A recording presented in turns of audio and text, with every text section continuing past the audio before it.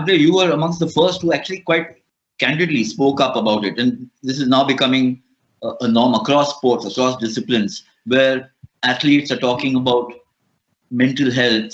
A lot of them are admitting to depression. The perception from the outside for almost as long as I could remember, till the last maybe 10, 12 years, was that, hey, if you played sport, you actually became mentally tough and strong.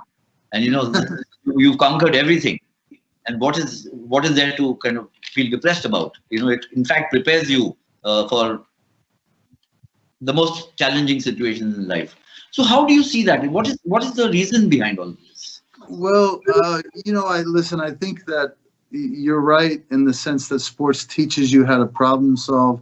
It teaches you how to build a very strong muscle. But it's a lot like the body. If you're only building one muscle, there's an imbalance.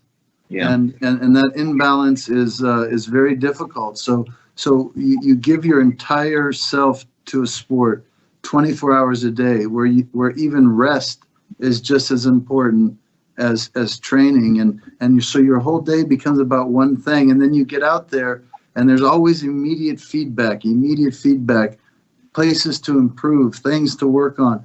And then all of a sudden, when you unplug this activity, it's almost like PTSD, post-traumatic stress syndrome. It's like all of a sudden you're not getting the input, you're not getting the outlet of this intensity of engagement. And I suppose it's a bit like drugs and then no drugs. Life seems boring if you're not, doing it anymore. And this feeling is a different part of a person's muscle. Being able to be at peace with quiet, realizing there's a different rhythm to life now. This takes time to build up the balance of the mind, just like it does the body. So yes, sports makes you tough from one perspective, but it also, from the other perspective, puts you in a position where you need to disconnect, and you need to grow a different muscle, and I think it takes some time for some athletes. Yeah, and Steffi, you coasted through your career. Coasted. I'm happy that you can. That's the way it looked. Yeah. that you feel like that's the way it looked, but. Oh, I mean, it. No, but you were reserved. I mean, one never got the impression that you had anything but single focus.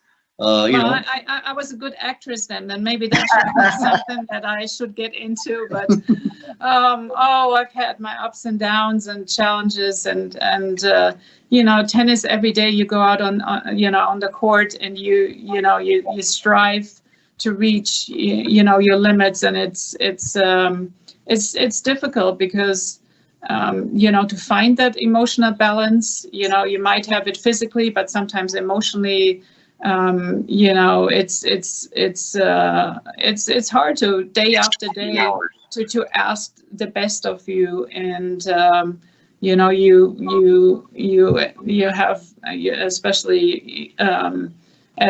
When you get on, closer to the top, I mean, the expectations, the demands that you have, you don't always feel that way, but you got to still ask always the best of you, and that is really hard, and you don't realize the amount of pressure and that sometimes you ask of yourself, not even from the outside, but that that the perfectionism that you have within you, that once you walk away from the sport, you don't understand really what you've been through.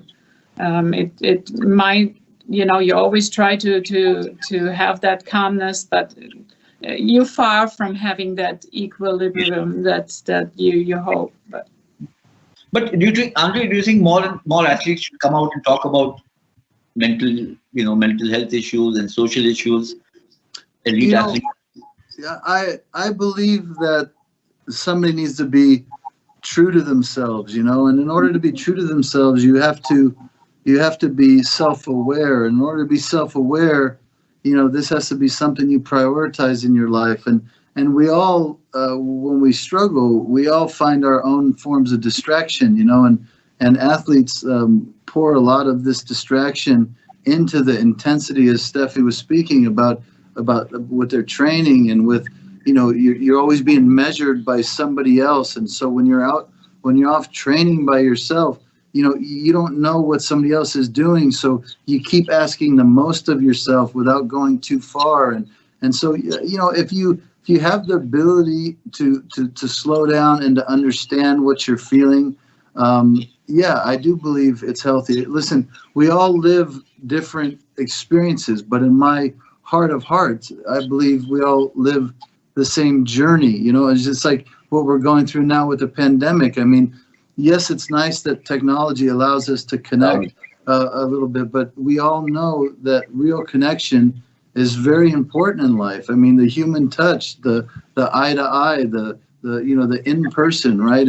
And so these things are crucial to everybody, and we all struggle. It might look like a beautiful bed of roses because you're holding a trophy, but I can assure you that the pain and suffering that goes into it, creates the same anxieties in all of us. So if you're able to make sense of that, and that's why I decided to write my book, because I wanted to understand my struggles and to express it, not that other people understand me, but that through me they might understand themselves better, and so that was the objective. But yes, 100%, I believe everything should be transparent in our journey here, because it can only help each other to know that we're not alone in it.